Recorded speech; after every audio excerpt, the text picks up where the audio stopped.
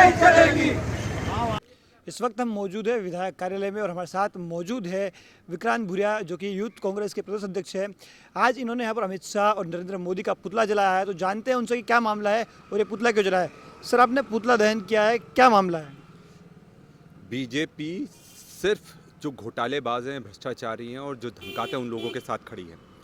जिस तरह से भाजपा ईडी का, सीबीआई का, इन सब का दुरुपयोग कर कर भोले भाले लोगों को परेशान करने का काम कर रही है, विपक्ष के जो नेता हैं उनको परेशान करने का काम कर रही है। आज सोनिया गांधी जी को ईडी ऑफिस बुलाया गया नेशनल हेराल्ड के केस में, जबकि उसमें किसी भी तरह के कोई उन पर आरोप या कुछ किसी तरह का कुछ हस्तक्षेप उन पर आक्षेप नहीं लगा है।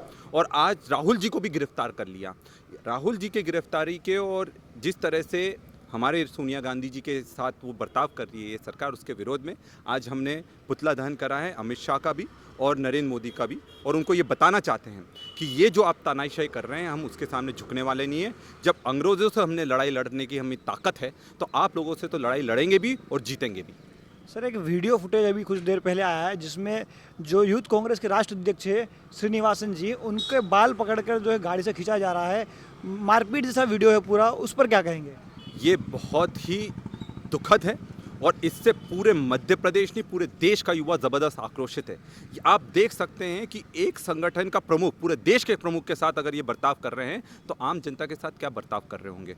पर हम यही बताना चाहते हैं, जितने ज़्यादा अत्याचार आप करोगे, जितने ज़्यादा आप तानाशाही करोगे, उतनी ताकत से युवाओं की आवाज़ और बुलंद करेंगे। और ये लड़ाई अभी शुरुआत हुई है, आप देखिए आगे इसको किस तरह हम जान तक ले जाएंगे। सर, इससे इतर एक प्रश्न चाहूँगा कि जो मध्य प्रदेश कहे या देश में राष्ट्रपति इस बार उम्मीदवार बनाया गया है, लेकिन जो मध्य प्रदेश में आप देखें तो चाहे गुना की घटना हो या जो अलग अलग घटनाएं हो रही, तो आदिवासियों पर लगातार अत्याचार बढ़ रहा है। एक तरफ हितैषी बनने का प्रयास कर रहे हैं, लेकिन जो हकीकत है वो सबके सामने, इस पर क्या कहेंगे? आज ही जो हमारी परम आदरणीय परम सम्मानीय मुर्मू जी हैं, राष्ट्रपति जी हैं, उनको आज मैंने एक पत्र के माध्यम से अवगत करवाया है कि किस तरह से जो गुना का हत्याकांड हुआ है, जिसमें एक महिला को जला दिया जाता है, आदिवासी महिलाओं को जला दिया जाता है, पर आज तक दोषियों के खिलाफ कोई भी कठोर कार्रवाई नहीं करी गई। ना ही उनके घरों पर बुलडोजर चले, ना उनको फांसी की सज़ा दी गई, ना मुख्यमंत्री जाकर उनके आंसू पोंछने वहाँ आज तक गए हैं। सिवनी में भी ये हुआ था, बीजेपी के लोग लिप पाए गए थे। तो ये सबसे बड़ी है कि अगर आपको आदिवासी समाज से प्रतिनिधि मिला, इस चीज़ का हम स्वागत करते हैं, पर आप चुपचाप मत बैठिए। जिस तरह से पहले रामनाथ कोविंद जी अपने अनुसूचित जाति समाज से आते थे, पर सबसे ज़्यादा अत्याचार SC ST पर उसी समय हुए हैं। ये वाला कार्यकाल इस तरह का ना जाए, आप जागिए और जो आपकी सरकार सो रही है उसके खिलाफ कार्रवाई करने की आप हिम्मत जुटाइए, नहीं तो आपका नाम भी इतिहास में जिस तरह से अपने समाज का साथ ना खड़े होने वाले लोगों में शामिल ना हो। हम ये चाहते हैं कि अगर आदिवासी समाज से आपको प्रतिनिधि मिला है तो कम से कम समाज और आम जनता के साथ खड़े होने का साहस जुटाइए। अंत में आखिरी प्रश्न लेना चाहूँगा कि जिस तरीके से बीजेपी जो है विपक्ष के खिलाफ लगातार ईडी या इनकम टैक्स इनका उपयोग कर रही है, इसके अलावा जो बीजेपी के दबंग अधिकतर पाए जा रहे हैं कि आदिवासियों से अत्याचार में लिप्त है, तो उसमें कांग्रेस किस तरीके की रणनीति अब आगे अपनाने वाली है?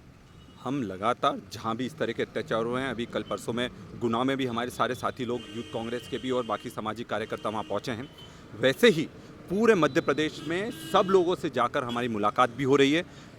समाज में ज़बरदस्त आक्रोश है और ये आक्रोश को हम सबसे मिलकर किस तरह से ये लड़ाई एक मुहिम खड़ी करनी है कि भाजपा हटाओ आदिवासी बचाओ का एक बहुत बड़ा आंदोलन पूरे मध्य प्रदेश में खड़ा करा जाएगा। मुख्यमंत्री शिवराज सिंह चौहान के OSD लक्ष्मण सिंह मरकाम लगातार वो जो है ऐसी पोस्ट करते हैं, जिसमें अभी एक उन्होंने फ़ोटो पोस्ट किया है जिसमें जो PFI जो प्रतिबंधित संगठन है उसकी तुलना आदिवासी संगठनों से की गई है, और जो भील प्रदेश की मांग भी जो कर रहे हैं लोग, उन्हें भी अलगाववादी और इस तरीके से बताया गया। तो लगातार उनकी जो भाषा है वो बीजेपी के प्रवक्ता जैसी आ रही है, इस पर आप क्या कहेंगे?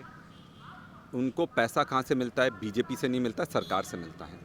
और सरकार में अगर कोई भी कर्मचारी हो वो किसी दल का पक्ष नहीं ले सकता है। सबसे पहले तो वो अपनी जो उनकी मर्यादा है उसको लांघने का काम कर रहे हैं।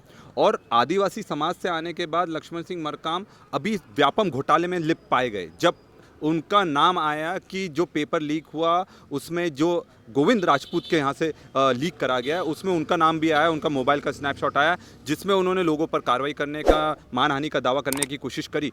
बट सबसे बड़ी बात है कि अगर आपके मन में चोर नहीं था तो अपना मोबाइल दे देते, उसकी जांच होना चाहिए थी। मुख्यमंत्री के कार्यालय में बैठकर अगर आप इस तरह का कार्य कर रहे हैं और मुख्यमंत्री आपको बचा रहा है, लाखों युवाओं के भविष्य के साथ खिलवाड़ कर रहा है, तो अपने आप में बता सकते हैं कि ये किस तरह से एक एजेंट के रूप में काम कर रहे हैं, एक दलाल के रूप में काम कर रहे हैं। ना ये समाज के व्यक्ति हैं, ना ये किसी संगठन के व्यक्ति हैं। ये सिर्फ अपने आका को खुश करने के लिए जो भी समाज का दोहन करना है उस चीज़ के लिए तैयार है, जिसके लिए उनको लक्ष्मण सिंह मरकाम को शर्म आना चाहिए। तो आपने सुना यूथ कांग्रेस अध्यक्ष विक्रांत भूरिया को। इनका कहना है कि जो बीजेपी है वो बदले की राजनीति है, षड्यंत्रपूर्ण राजनीति कर रही है। ऐसे में जो कांग्रेस है वो पूरे दम के साथ में खड़ी है और पहले भी ऐसे मामलों में कांग्रेस ने पूरे दम के साथ लड़ाई की और आगे भी कांग्रेस इसी तरीके से, चाहे यूथ कांग्रेस हो या मेन कांग्रेस हो, वो लड़ती रहेगी और बीजेपी के सामने नहीं टिकेगी। साथ ही उन्होंने लक्ष्मण सिंह मनकाप पर भी निशाना साधा है और कहा है कि उन्हें अपने पद की गरिमा का ध्यान रखना चाहिए।